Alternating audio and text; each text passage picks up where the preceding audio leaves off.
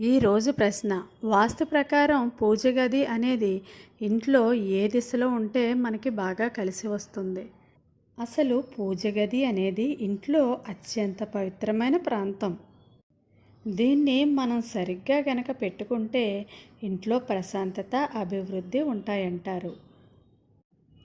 అయితే ఈ పూజ గది మనం ఏర్పాటు చేసుకునేటప్పుడు నేల కంటే కొంచెం ఎత్తులో పీఠం పెట్టి ఉంచాలి.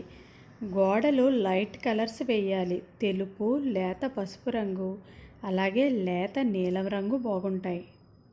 పూజ గదికి ఎప్పుడూ గాలి, వెలుతురు వచ్చేలా చూసుకోవాలి. అసలు పూజ గది ఏ ప్రదేశంలో పెట్టకూడదు అంటే ఆగ్నేయం, సౌత్ ఈస్ట్. ఇది వంటగది. ఇక్కడ పూజ గది పెడితే గొడవలు వస్తాయి అంటారు. అలాగే నైరుతి దిశ, సౌత్ వెస్ట్. ఇది బెడ్రూమ్ దిశ. ఇక్కడ పెట్టకూడదు.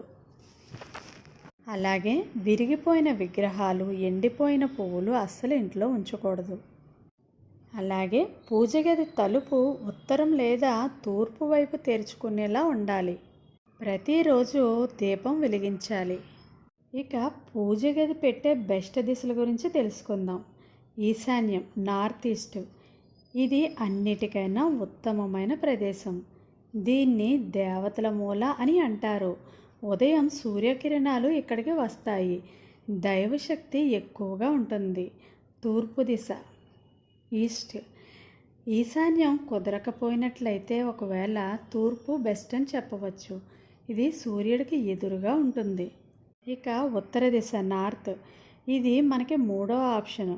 ఇక్కడ కూడా పెట్టుకోవచ్చు. పూజ చేసేటప్పుడు మన మొహం ఏ వైపు ఉండాలి అంటే తూర్పు లేదా ఉత్తరం వైపు మనం చూస్తున్నట్టు కూర్చోవాలి. ఈ వీడియో కనుక నచ్చినట్లయితే ప్లీజ్ లైక్ చేయండి. Thank you.